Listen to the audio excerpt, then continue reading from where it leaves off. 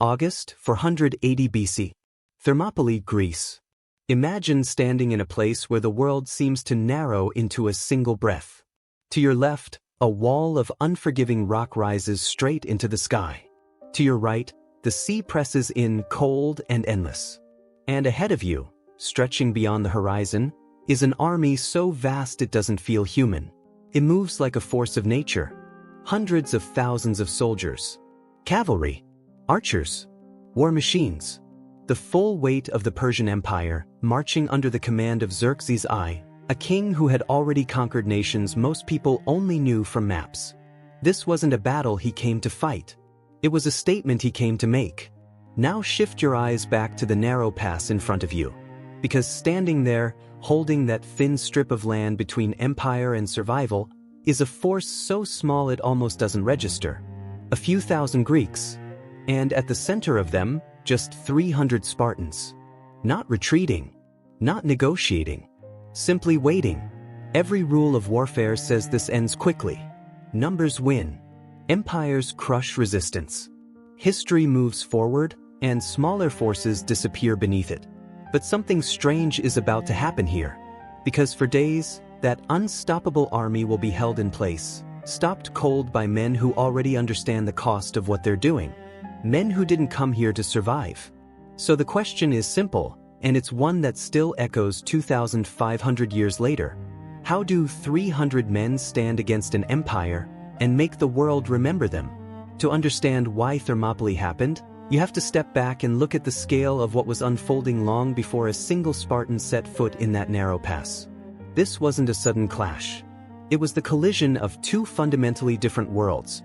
One built on centralized power and expansion, the other on fiercely independent city-states that could barely agree with each other, let alone unite against a common enemy.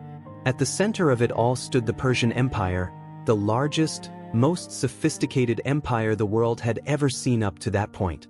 Stretching from the sands of Egypt to the distant edges of India, Persia wasn't just a kingdom. It was a system. Roads connected vast territories. Supply lines moved with precision. Armies didn't just march, they were sustained, coordinated, and deployed with a level of logistical mastery that most societies couldn't even comprehend. When Persia decided to move, it didn't feel like a nation going to war. It felt like history itself shifting direction. And yet, despite all that power, there was one small, fractured region that refused to fall in line. Greece wasn't a unified country. It was a collection of rival city-states, Athens, Sparta, Corinth, Thebes, each with its own government, its own priorities, and often its own grudges against the others. They argued. They competed. Sometimes they fought each other. Unity was not their strength. If anything, division was their default state. From a strategic perspective, Greece should have been easy. That's exactly what Darius I, the Persian king before Xerxes, believed. In 490 BCE, Darius launched a campaign to bring Greece under Persian control. His forces crossed the Aegean and landed near a small plain called Marathon, not far from Athens. On paper, it was a mismatch. The Persian army was larger, more experienced, and backed by the full resources of an empire. The Athenians, by contrast, were outnumbered and standing largely alone. But something unexpected happened. Instead of waiting, instead of negotiating, the Athenian forces did something bold, almost reckless. They charged. Not slowly, not cautiously. They ran directly at the Persian lines, closing the distance before Persian archers could fully exploit their advantage. The collision was brutal, fast, and decisive. Against all expectations, the Athenians broke the Persian line. The invaders retreated. Greece, at least for the moment, survived. For Persia, this wasn't just a setback. It was an insult. Empires don't forget moments like that. And they certainly don't forgive them. Darius spent the remaining years of his life preparing for a second invasion, one that would not rely on assumptions or underestimation. He began rebuilding, expanding, and planning a campaign that would crush Greece completely. But before he could carry it out, he died. The mission didn't die with him. It passed to his son, Xerxes I. If Darius had been ambitious, Xerxes was something else entirely. He inherited not just an empire, but a score to settle. And he had no intention of repeating his father's mistake by going in small. Xerxes didn't prepare for a campaign. He prepared for an overwhelming display of power. He ordered the construction of massive pontoon bridges across the Hellespont, effectively connecting Asia to Europe so his army could march across the sea itself. When storms destroyed the first attempt, he didn't reconsider. He doubled down, rebuilding the bridges and, according to historical accounts, even symbolically punishing the sea for defying him. Whether literal or exaggerated, the message was clear. Obstacles were not to be accepted. They were to be dominated. At the same time, he reshaped the landscape to serve his invasion. Canals were dug to allow his fleet safer passage. Supply depots were established across vast distances, ensuring that an army of unprecedented size could keep moving without breaking.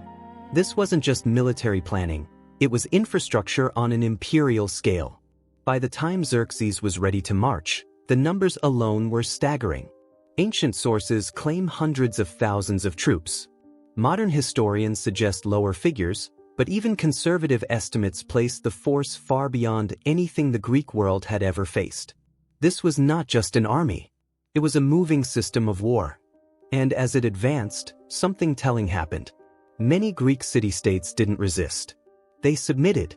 Envoys were sent bearing symbolic offerings, earth and water, acknowledging Persian dominance.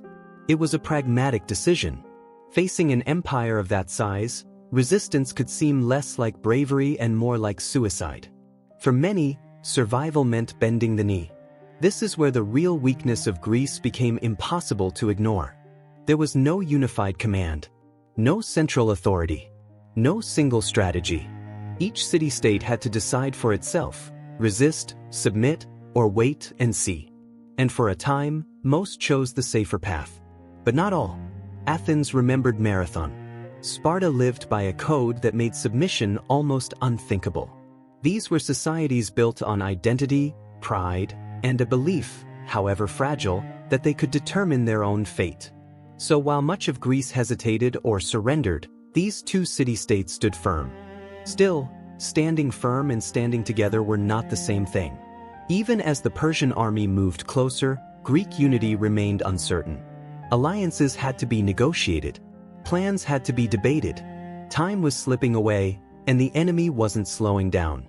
That's the context in which Thermopylae emerges, not as a random battlefield, but as a calculated decision. If Greece couldn't match Persia in open combat, it would have to think differently. It would have to use terrain, timing, and discipline to offset sheer numbers. It would have to turn weakness into strategy. And most importantly, it would have to buy time. Time for alliances to solidify. Time for forces to gather. Time for Greece to become something it had rarely been, a unified front. Thermopylae was never meant to be the final victory. It was meant to be a stand. A line drawn in a place where numbers could be neutralized, where an empire's greatest strength, its size, could be turned into a limitation. It was in many ways a gamble. One that depended not just on strategy, but on the willingness of a few to hold that line, no matter the cost. Because by the time Xerxes began his march into Greece, one thing was already clear. This war wasn't going to be decided by who had more soldiers. It was going to be decided by who was willing to endure more to shape the outcome. By the time Leonidas began his march north, the decision had already been shaped by forces far beyond the battlefield, law, tradition, and something far more unsettling, prophecy.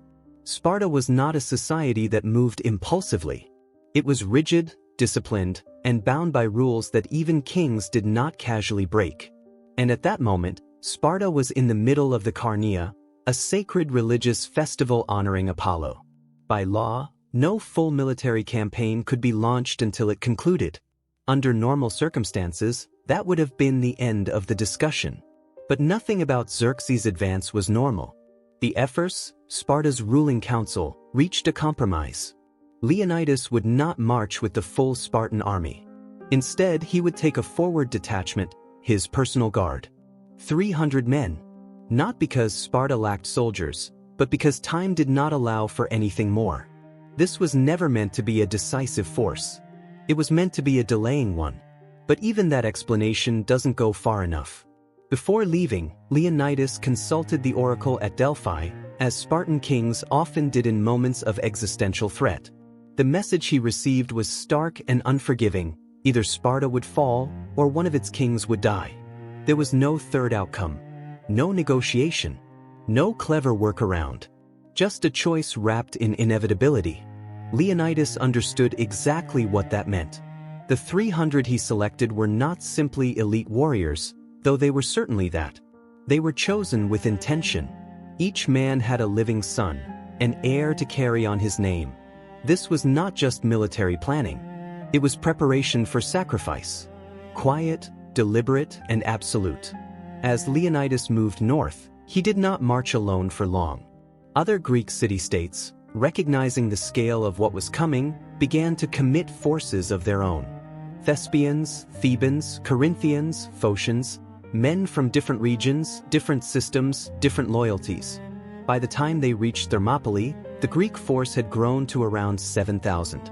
Still vastly outnumbered, but no longer isolated. And then there was the ground itself. Thermopylae was not chosen by accident. It was one of the few places in Greece where geography could level the playing field. At the time, the pass was narrow, at some points no wider than a modern two-lane road. Mountains pressed in from one side, the sea from the other.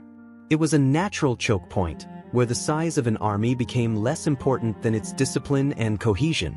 Leonidas understood this instinctively. In open terrain, the Persian numbers would overwhelm them in hours. But here, in this confined space, those numbers became a liability. Only a limited number of soldiers could engage at once. Cavalry was useless. Archers lost their range advantage. The fight would come down to close combat, exactly where heavily armored Greek hoplites excelled. The terrain wasn't just a setting, it was a weapon. Leonidas reinforced it further by rebuilding a defensive wall that had once stood across the pass, creating a fixed line that his men could anchor to. This wasn't about maneuvering or retreat. It was about holding, absorbing impact, maintaining formation, and refusing to give ground. Everything about this setup points to a single conclusion: this was never a mission designed for survival. It was a calculated stand, built on law, belief, and geography, where a small force would attempt to hold back something far larger than itself, not because it expected to win, but because it needed to delay the inevitable long enough for something else to take shape. And in that narrow corridor between rock and sea, the terms of the battle were set, not by numbers, but by intention. When the waiting finally ended, it didn't begin with chaos, it began with certainty. Xerxes had given the Greeks days to reconsider, to step aside and acknowledge what seemed inevitable. When they didn't, he made his decision. The first wave would go in and end it quickly. The Medes and Scythians moved forward under clear orders: break the line, take the defenders alive, and bring them before the king. It should have been straightforward. They had the numbers, the confidence, and the momentum of an empire behind them. But as they entered the narrow pass, something shifted. The scale that had always worked in Persia's favor began to collapse in on itself. Ahead of them stood a wall, not of stone, but of men. The Greek phalanx was already formed, shields locked edge to edge, bronze overlapping bronze in a solid, unbroken line. Spears extended outward in layered ranks, creating a barrier that was both defensive and lethal. There was no gap to exploit, no weakness to probe. Every man in that formation was part of a system designed for one purpose: to hold. The Persians pressed forward, expecting movement, expecting collapse. Instead, they met resistance that didn't give. The first clash was jarring. Their advance stalled almost immediately. The narrowness of the pass meant only a fraction of their force could engage at any given moment. The rest were forced to wait, compressed behind their own front lines, unable to bring their numbers to bear. And then something else became clear. The Greeks were not just holding, they were rotating. As the front line absorbed the impact, those who grew tired stepped back in controlled intervals, replaced by fresh soldiers moving forward seamlessly. There was no panic, no break in formation. It was disciplined, methodical, almost mechanical. Pressure that would have broken most forces was being absorbed, redistributed, and returned. Wave after wave hit that line, and each time, the result was the same. The Medes fell back. New units were sent in. The pattern repeated. What should have been a rapid breakthrough turned into a grinding stalemate. From his position overlooking the battlefield, Xerxes watched as the expected outcome failed to materialize. This was not how it was supposed to unfold. So he escalated. He ordered forward the Immortals, his elite force of 10,000, soldiers who carried the reputation of being unstoppable. They were better equipped, better trained, and accustomed to victory. If anything could break the Greek line, it was them. They entered the pass with precision, expecting to finish what the earlier waves could not. But the terrain had not changed. And neither had the Greeks. The phalanx held. The same constraints that had neutralized the earlier assaults now worked against the Immortals as well. Their skill, their reputation, even their numbers, all of it compressed into a space that stripped away their advantages. They fought hard, but they fought on the Greeks' terms, in close quarters where discipline and cohesion mattered more than scale. Again and again, they were pushed back. For 2 full days, the largest army the ancient world had ever assembled threw everything it had into that narrow corridor, and failed to break through. The logic of overwhelming force had been disrupted. The assumption that numbers guaranteed victory no longer held. And for a moment, however brief, something unthinkable began to take shape. It started to look like a smaller force, outnumbered, outmatched on paper, might actually hold the line against an empire. For 2 days, the line had held. For 2 days, the impossible had begun to look almost plausible. And then, in a single night, everything changed, not through strength, not through strategy, but through something far more fragile. A man walked into the Persian camp. His name was Ephialtes, a local Greek who knew the land in ways no invading army ever could. He understood the terrain, the hidden paths, the quiet routes that didn't show themselves to outsiders. And for a price, he offered Xerxes exactly what brute force had failed to deliver, a way around the fight. The path he revealed, known as the Anapeia Trail, wound through the mountains above Thermopylae, bypassing the narrow pass entirely. It led straight to the rear of the Greek position, a way to turn a stalemate into a trap. That night, under cover of darkness, Persian forces began the ascent. At first, there was no alarm. The Greeks still held the pass below, unaware that the balance had already shifted. But high above them, the Phocian troops assigned to guard the mountain trail heard something subtle, almost easy to dismiss. The sound of movement through leaves. The quiet pressure of thousands advancing through terrain that was never meant to carry an army. By the time they understood what was happening, it was too late. The Persians pressed forward, not stopping to engage, not slowing down. Their objective wasn't to fight on the mountain. It was to pass through, to emerge behind Leonidas and close the vice. At dawn, the truth reached the Greek camp. Messengers arrived breathless. Scouts confirmed it. The enemy was no longer just in front of them. They were behind them. What had been a defensive stand was now an encirclement. Leonidas understood immediately. This was no longer about holding the pass. That moment had already passed in the dark. Now it was about something else, something final. He called a council. The decision that followed wasn't dramatic, but it was decisive. Most of the allied Greek forces were ordered to withdraw. Some left quickly, others hesitated, but the outcome was the same. Thousands would pull back to fight another day, to preserve what strength remained for the battles still ahead. But not all of them left. The 300 Spartans stayed. So did around 700 Thespians, who refused to abandon the field. Their homes lay directly in the path of the advancing Persians. For them, retreat didn't mean survival, it meant delay. They chose to stand, not because they were ordered to, but because they understood what was coming. What remained was no longer an army. It was a statement. At first light, Leonidas made one final decision. He did not wait behind the wall. He did not hold position and brace for impact. Instead, he moved forward, out into the wider part of the pass, where the fighting would be more chaotic, more exposed, and far more deadly. If they were going to fall, they would do it on their own terms. The final clash was brutal, close, and relentless. The Greeks drove into the Persian lines with everything they had left, pushing deeper than they had before. In the chaos, even members of Xerxes' own family were cut down, a detail that would echo through the accounts of the battle. Somewhere in that surge, Leonidas fell. But his death didn't end the fight. It intensified it. The Greeks pushed forward again and again, reclaiming his body each time it was taken, refusing to let it be lost among the enemy. Their spears broke. They drew swords. When those failed, they fought with whatever remained: hands, strength, will. By the time the Persian forces closed in from both sides, the outcome was no longer in question.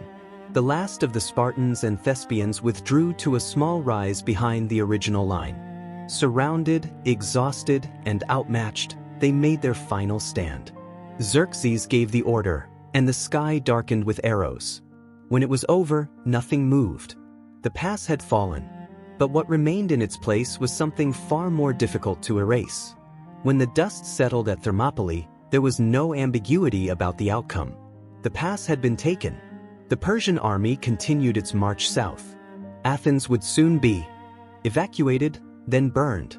By every conventional measure, territory held, objectives achieved, forces preserved, this was a defeat. Clear, undeniable, and costly. And yet, reducing Thermopylae to a simple loss misses something essential. Because what happened there didn't end when the last defender fell. In many ways, that's where its real impact began. For the Greeks, the psychological effect was immediate and profound. Until that point, Persia had carried an aura of inevitability. It was too large, too organized, too powerful to truly resist.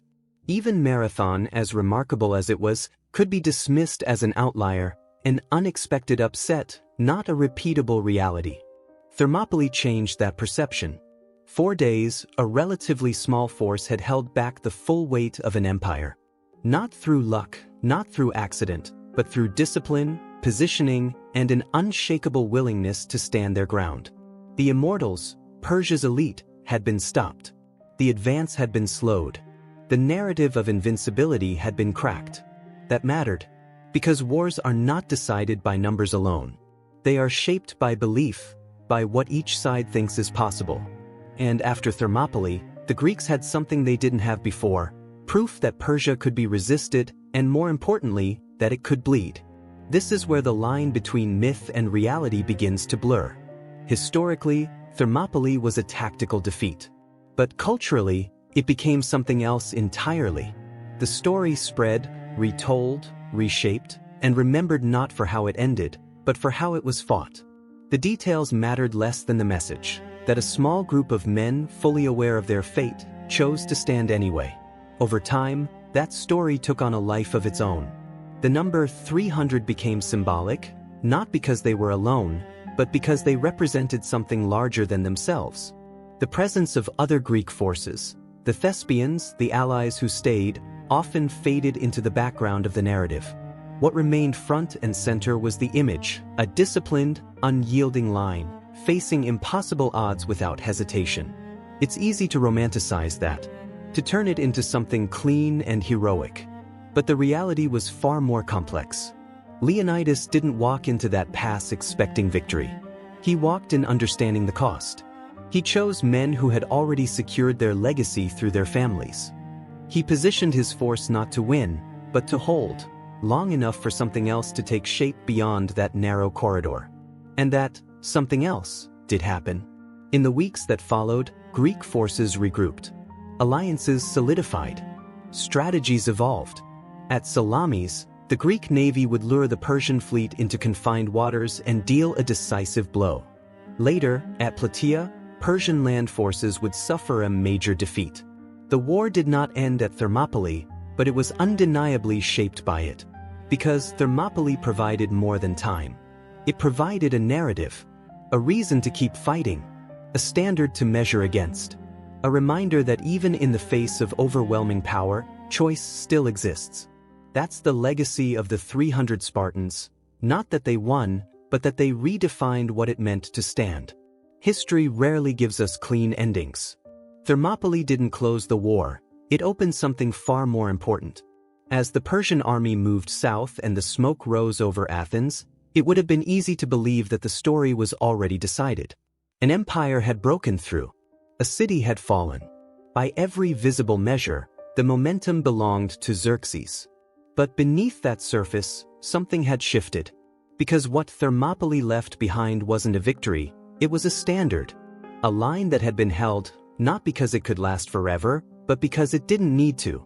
It held long enough to prove a point, long enough to reshape belief, long enough for others to see what resistance actually looked like when it refused to bend. And that belief didn't stay in the mountains. To move, it followed the survivors. It spread across the Greek world. It reached the men who would soon stand not on land, but on water, men who understood that if they fought on Persia's terms, they would lose. But if they could redefine the battlefield just as Leonidas had done, the outcome might not be so certain.